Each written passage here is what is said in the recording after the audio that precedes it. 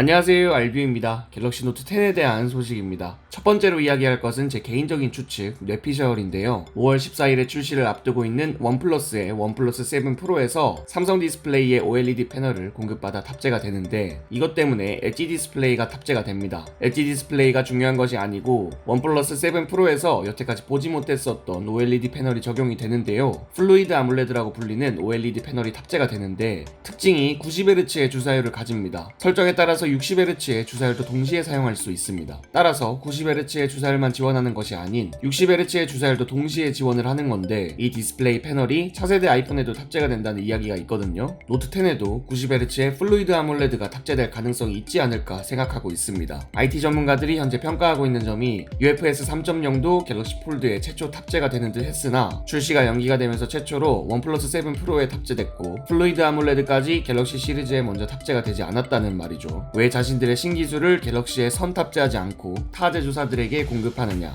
왜 자신들이 가져갈 수 있는 어드밴티지를 줄이느냐 라고 평가하고 있습니다. 다음은 중앙 펀치홀 디스플레이에 관한 소식입니다. 아이스 유니버스님은 중앙에 펀치홀 카메라가 들어가는 사진과 카메라가 화면 아래에 숨겨지기 전까지는 중앙에 펀치홀이 있는 것이 완벽한 디자인이다 라는 의미심장한 이야기를 했는데, 이것이 노트 10에서 중앙에 펀치홀 카메라가 들어간다는 의미가 높은 것으로 보입니다. 이제 좀 이야기가 맞아 들어가는 것이 S10이 출시되고 직후에 나왔던 초기의 정보들에 의하면 노트 10에서는 싱글 카메라에 셀피 카메라가 들어가고 펀치홀의 크기가 더 작아질 것이라고 했었거든요. S10에 탑재되었었던 1세대의 인피니티 5 같은 경우에는 카메라 주위에 검은 부분들이 좀 넓다는 거였는데, LCD에 비해서 OLED의 펀치홀은 습기가 차는 문제 때문에 양산의 과정에서 난도가 좀 높았고, 그에 의해서 생긴 것이 검은 부분이었죠. 2세대에서 검은 부분의 크기를 획기적으로 줄일 수 있다면 중앙 펀치홀도 그렇게 이질감이 느껴질 것 같지는 않습니다. 아이스 유니버스님은 갤럭시 노트 10 충전 속도가 25W가 아니라는 것은 25W 출력보다 낮다는 의미가 아니며, 노트 10에서부터 충전 속도는 더 이상 갤럭시 시리즈의 단점이 아니라 심지어 장점으로 꼽힐 수도 있다고 했습니다. 더군다나 포브스에 따르면 갤럭시 노트 10에는 50W의 고속 충전이 들어간다는 이야기를 했습니다. 오포의 50W 고속 충전 같은 경우에는 방전에서 완충까지 35분 정도의 시간이 걸리는데, 이와 비슷한 기술을 갤럭시 노트 10에서 채택할 가능성이 높다고 합니다. 충전 출력이 올라가면서 배터리의 수명이 빠르게 저하되는 것이 아니냐라는 걱정이 있는데,